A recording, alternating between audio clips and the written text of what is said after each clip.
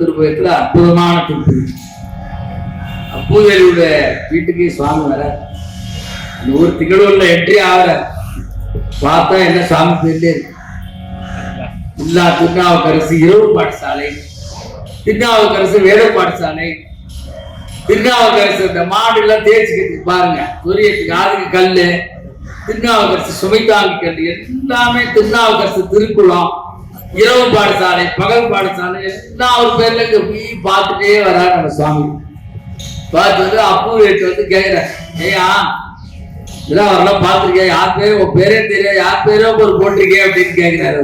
சொல்றாரு, அவர் உடனே கோபம் வந்துருச்சு. அவரை பத்தி உங்க ஒண்ணும் தெரியாது, அவரை பத்தி தெரிஞ்சுன்னா அவர் சுவாமி சொல்றாரா, அந்த நாதாய அந்த சொல்லுண்டே சாட்டாங்கமா விடுத்து நமஸ்காரம் பண்றார். இந்த அப்பூதி அடிகள் என்னக்க அவர் வந்து நிஜ அக்னி கோத்து, எரித்தேழு ஓம்பி அக்னி கோத்து, அந்த இவரை கூப்பிட்டு வந்து உட்கார வச்சு பாத்திரம் எல்லாம் கொடுத்து, அக்கை பாத்திரம் எல்லாம் கொடுத்து கால அனுப்பி அந்த ஜலத்தை தன்னுடைய தன் மனைவிக்கும் தன்னுடைய குழந்தைகளுக்கும் புரோச்சித்தார்னா அப்ப திருநாவுக்கரசு பெருமான் எப்பேற்பட்ட உயர்வானதாக இருக்க வேண்டும். அப்ப அப்பூதி அடிகள் எவ்வளவு பெரிய சிறந்த பக்தர், அவரை பார்க்கவே இல்லை, பார்க்காமே இவ்வளவு மானசீக பக்தினா அப்ப பார்த்துட்டு எவ்வளவு செஞ்சிருப்பார். அப்ப போய் சாப்பாட்டுக்கு எல்லாம் ஏற்பாடு பண்றாங்க. பையன் போய் தான் கொடுத்து எல்லாம் அறிகிற தலைவாழ இலையில போட்டா பாம்பு கடிச்சு பையன் மாட்டிட்டான். அந்த அம்மா அப்படியே உரமா போட்டு வச்சு சாப்பிட உட்காடுறாங்க. பையனை கூப்பிட்டுட்டாரு.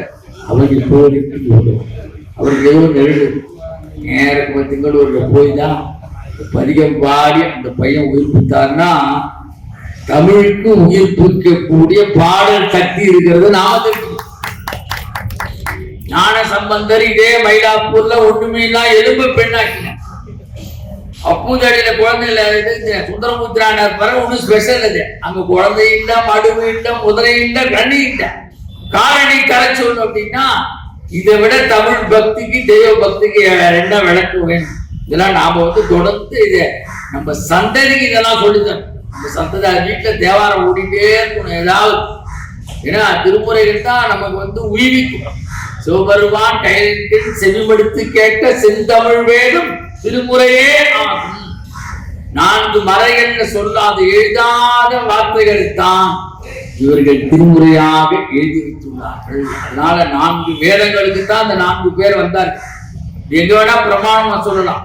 காதலாக்கி கசித்து கண்ணீர் மல்கி ஓதுவாக்கம் நெண்டேறி குளிப்பதே வேத 4 மெய்ப்பொருளாவது நாதன் நாம நமச்சிவாய். ஆச்சாரபுரத்துல எல்லாருக்கும் மோட்சம் கொடுத்தாரு இந்த பாடிதான் இல்லையா? திருஞான சம்பந்தர் வேதியா வேத கீதா அப்படின்னு உள்ளூருக்கு வேதம் தான் உயர்வா சொல்றாரு. மந்திரமும் தந்திரம் மருந்துமாகி தீரா நோய் தீர்த்து. தீரா நோய் தீர்னா இந்த வியாதி கிடையாது, உடம்பு வியாதி கிடையாது, மனசு வரல, பிறவியாக பெரும் வியாதி, பிறவியாக பெரும் பிடி, விடையில் மேல் வருவானே வேதத்தின் பொருளானே. ஒருவார் பணங்காட்டுள்ள பாடுறார் சுந்தரர்னா இறைவன் வேதஸ்வரூபமாக இருக்கிறான். வேதம் வந்து அது வடமொழி வேதமா இருந்தாலும் இவர்கள் பாடியெல்லாம் வடமொழி வேதத்தை சார்ந்த இந்த தமிழ் வேதம். அதனால இது ஒண்ணு எல்லாரும் வேதத்தை சொல்லாத ஞானிகளே கிடையாது. அப்ப வேதம் பிரமாணம். வேதம் படிக்காதவங்களுக்கு என்னன்னா சுவாமி இந்த 4 பேரை அனுப்பிச்சு வச்சார் அப்படின்னு நான் நினைக்கிறேன். இந்த ஒரு பாடல் தொடங்குகிறது. ஒன்று சிந்தையுயர்வரை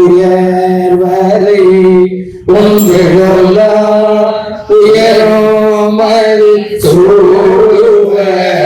ஒன்று கையது ஒன்று உருவதுதானே பத்து கொள்ளாமவர் பாம்பிகள் பாம்பிப்பல் பத்து கொள்ளாம் பத்து கொள்ளா காயப்பட்டான் பத்து கொள்ளா